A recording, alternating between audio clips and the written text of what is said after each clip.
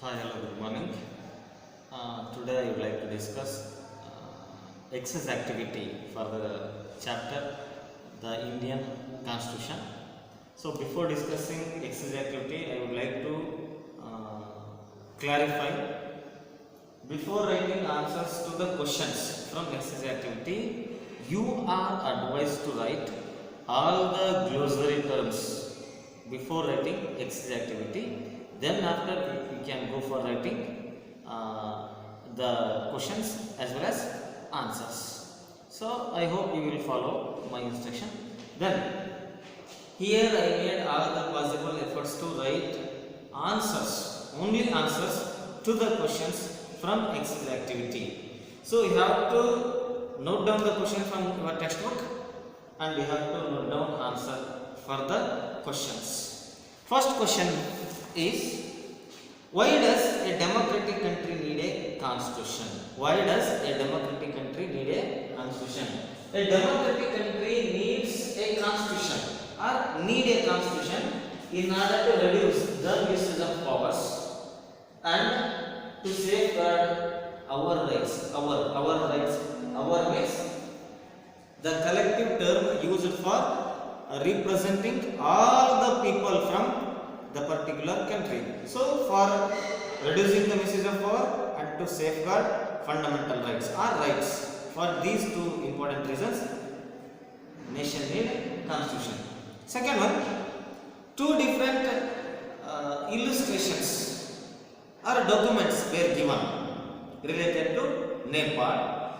So from the information from the document, we have to write answer stating that what is executive power. So the answer is the two different documents mainly explains that in Nepal before 1990 the executive powers were under the control of, I underline the word, king and his council of ministers. So before 1990 in Nepal, executive powers means the powers which are there in the hands of king and his council of ministers. Then after 2006, the executive powers in Nepal transferred to prime minister and elected representative.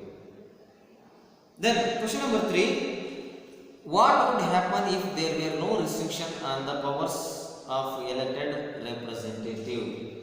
So if there is no restriction on the powers of elected representatives or representatives, all these elected representatives, they may misuse the powers that they are having, or they may create anarchy. Anarchy means duradalita means the administrative means, methods, measures, they may be in favor of these representative. Many a time they may go against the people. That is anarchy. Then fourth one, in each of the situation, identify the minority and write one reason why you think it is important to respect the views of minority in each of the situation. So there are 4 different situations. So in the following situations or in the given situations, we have to identify minority and majority. Who is in majority and who is in minority, and we have to write one reason how they need to be given important, those who are in minor. First one, in a school with 30 teachers, the total number of teachers in a school is 30. In that 30, 20 of them are male. So 20 they are male and remaining 10 they are female. That's why minority is female and majority is male. So what it makes?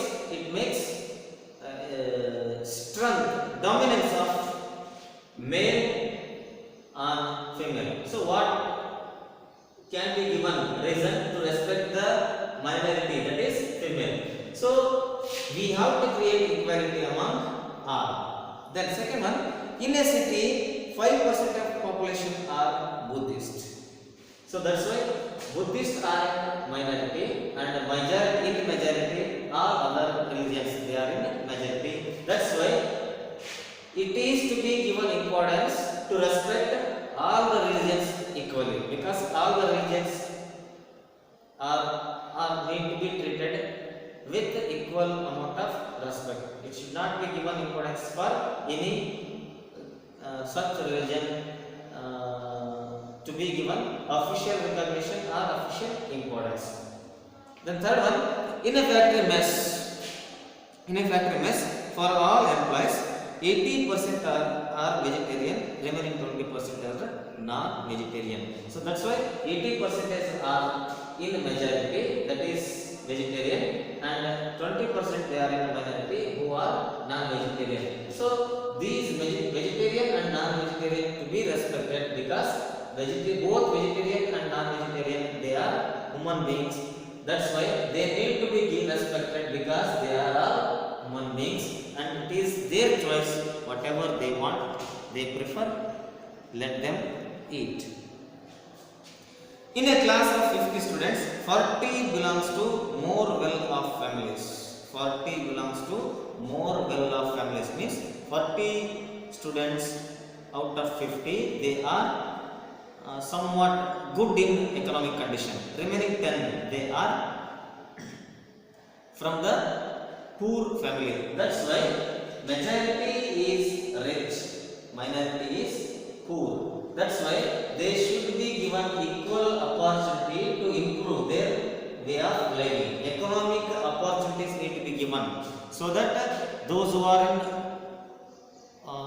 below the poverty line, or those who are identified as poor, they can make use of the services, they can make use of facilities, and they can improve their way of living.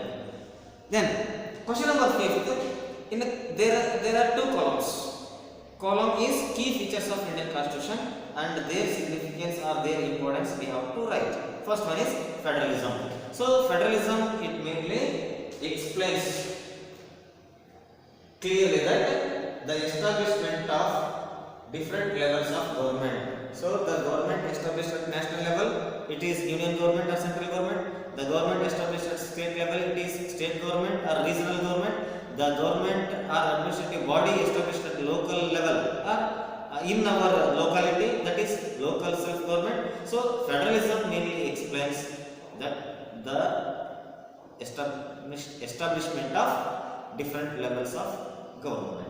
Second one, separation of power. So separation of power is other important key feature of Indian Constitution, which mainly explains powers are not rest, constant in any organ of the government. They are distributed among 3 different organs of the government. So its importance of the organs of the government. Then fundamental rights. Third one, fundamental rights are the key features. They are given importance in order to protect people, in order to protect the people, in order to safeguard the people, in order to safeguard the people. Then parliamentary form of government. So parliamentary form of government is other key feature of Indian Constitution, which clearly specifies, explains to make the involvement of people in the matter of administration.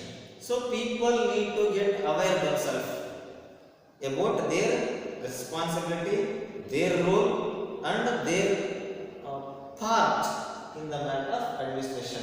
So that is possible with the parliamentary system of government.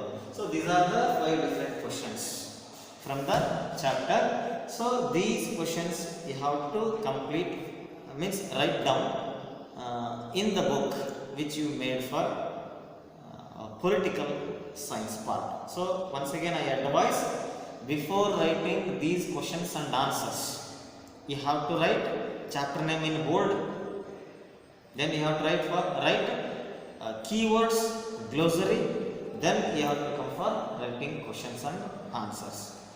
So maintain discipline, neat after completing each answers. So let me sum up and let us continue the tomorrow session with one more part of subject. Thank you.